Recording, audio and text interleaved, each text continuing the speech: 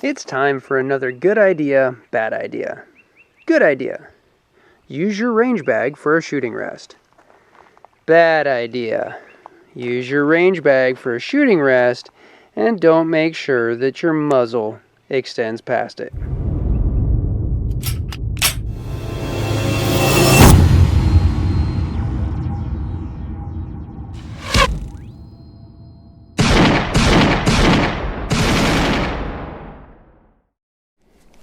Well, hey everyone, and welcome back to Tactical Review.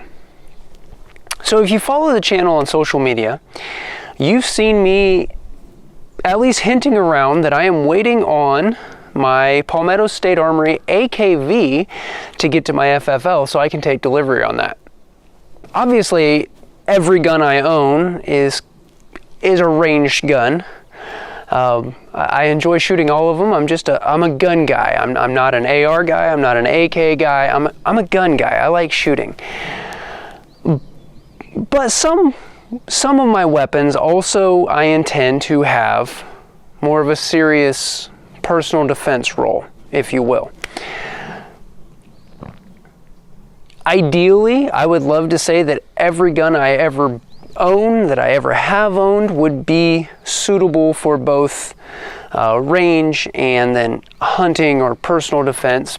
But the truth of the matter is that I think along the way, everybody ends up with either poorly done research or just gets a lemon of an otherwise good product. That's not the point of this discussion.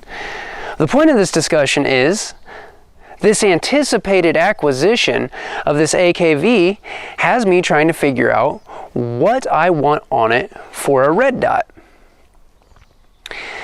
Now, I think I've mentioned in the past, and if not, I'm going to go ahead and say it now. I really like the EOTech Circle Dot Reticle. That's what I have, an EOTech on my 300 Blackout AR. The Holosun 507 dot that rides on my Glock 19 has the circle dot style reticle. But if you've looked at those, even when you go with a more budget-friendly brand such as the Holosun, you add like $100 more to get a red dot that offers the EOTech style reticle as opposed to just a simple 2 or 3 MOA dot. So I'm trying to decide right now, do I like that EOTech style dot or an ACSS style reticle $100 more than a simple red dot? So now, in a defensive optic, this is going to come down to a couple of things. One of those considerations is not, do I value my life or my family's life $100? We have covered that till we're blue in the face here on the channel. It comes down to, do I personally see a performance benefit, and is that performance benefit enough to justify at least $100 difference between a base red dot and a red dot that offers an advanced reticle. Let's say it that way. So that's why we're here at the range, to find out. We are going to do some pseudo-scientific testing, some good old redneck backyard style science. And so I am testing myself personally. Your results may obviously vary, and let me walk you through the setup. So, downrange, you see that I have a silhouette target up on the board. On that target that you can't see from here because I used blue Sharpie on a black silhouette, I have kind of a vital zone traced out on the target. And then I have markers at roughly the 5-yard line, the 10-yard line, and the 20-yard line. What I intend to do from each of those locations is start a shot timer on random, and I'm going to see what my split is from buzzer to shot on target from the low ready with my 300 blackout gun with the EOTech 512 optic on it. And then from each range, my AK-47 with the Ronin P10 simple red dot. This isn't obviously exactly an apples to apples comparison. We do have kind of two different firearms with different manuals of arms. I'm going to start from the low ready with both, as I mentioned. I'm going to start with the safety off, round chambered, all of that. So I'm going to level the playing field as much as possible. So I don't think that the comparison is going to be 100% apples to oranges, but we're probably talking like navel oranges to cara caras. They're both still kind of orange citrus fruits, but they're not exactly the same. All I'm really looking for, though, is do I see a distinct advantage from alert to first shot on target with the different reticles.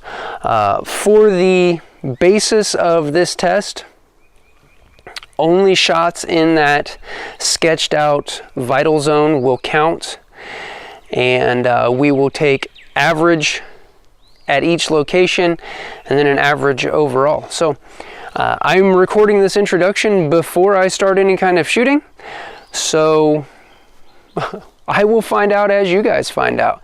Let's get a target camera set up and let's start punching holes in paper.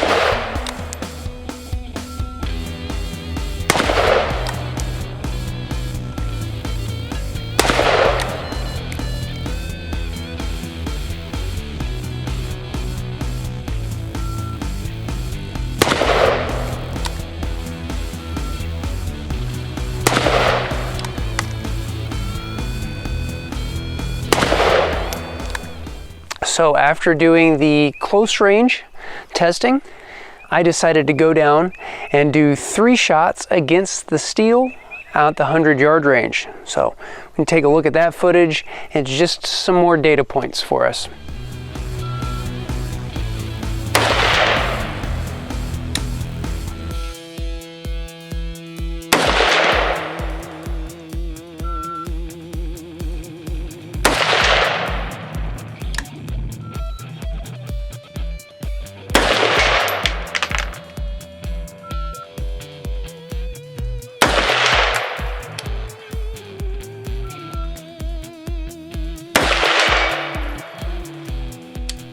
So I have results. Once again, this is pseudoscientific at best. I understand, once again, it wasn't a direct apples to apples comparison because I am using 2 different platform ergonomics. But once again, the AR that I was using, aside from being a pistol configuration, is chambered in 300 blackout. The AK, obviously 7.62 by 3.9, ballistically very similar very similar rounds. Recoil impulse, relatively similar. Not 100%. I don't think enough to really skew these results super heavily. And so I'm putting up on screen right now the averages, kind of the numbers that I came up with. So you will have exact numbers on screen, but generally what I saw is that I was ever so slightly faster with plain dot. I was, however, more accurate within the confines of a generic like heart and lungs kill box using the EOTech Reticle. It was substantially more noticeable, obviously, the further away that I got from the target, to the point that my first series of 3 shots from the 20-yard line, I missed all 3. One, I completely missed the entire torso of the attacker. At 100 yards, I went 0 for 3, where I went 3 for 3 with the EOTech. Folks, I know that there is this general assumption that the AK in general, the 7.62 x 3.9 cartridge is inaccurate. And you can go watch any number of other YouTubers, all of who are better shooters than me, and see that disproven time and again, especially out to 100 yards. The fact of the matter is, I took shots more quickly with a plain dot. I took shots slightly slower, like we're talking around 1/10 of a second slower with the EOTech Reticle, and I had a much higher accuracy percentage. And again, I wasn't even doing small zones. That was a big kill box that I had drawn out on that target. At 100 yards, I was just shooting at a IPSC steel man silhouette target. What's my takeaway? I don't know. I really like the EOTech Reticle, and if it slows me down fractionally, but it guarantees hits in a higher stress situation, and even just adding a timer adds stress. If you've never done it, there are free apps for your smartphone. You should grab one and just time yourself on occasion. Number one, it gives you ways to set up little challenges. It gives you metrics that you can see improvements, and it stresses your shooting just a little bit, which helps take away some of that flat range only experience not wanting to translate. Not all of it, and we don't have time in this video to get into that.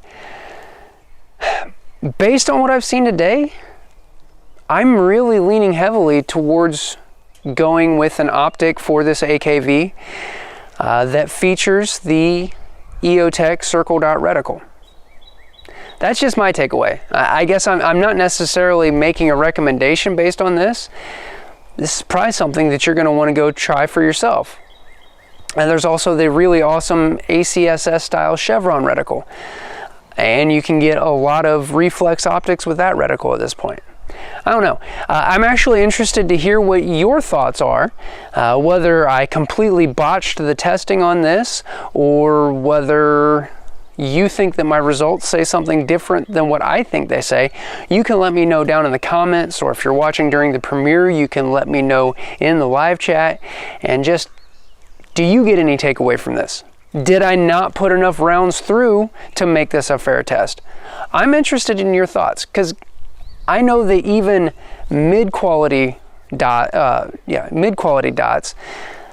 anything that you're going to use as a stake your life on it, optic, you're talking hundreds of dollars. When you start talking name brand, Aimpoint, and EOTech, you're starting, if you're not buying used, at the $400+ range unless you're catching a sale. I understand that this is not a minor consideration. So that's once again why I'm interested in your takeaway from what you've seen of my results. Well guys, I appreciate you taking your time here with me today. If you like what you see here on Tactical Review and you want to help me keep the channel going, you can do that over on Patreon. If you'd like to help the channel, but you're not in a position to just give somebody some money, I can appreciate that. What you should do is you should pick you up some t-shirts to help show your support of your Second Amendment right, and that will help the channel if you buy them over here at Teespring. If you're not following the channel on social media, that's a thing you should be doing, and you can do that over on Instagram and Facebook with that username right there. If you haven't yet, I'd appreciate if you give the video a thumbs up, go ahead and click that subscribe button. And if you're watching on YouTube, make sure to ring the notification bell so you see when I upload new content. Appreciate the support that all of you guys give the channel. Until next time, shoot straight, stay safe.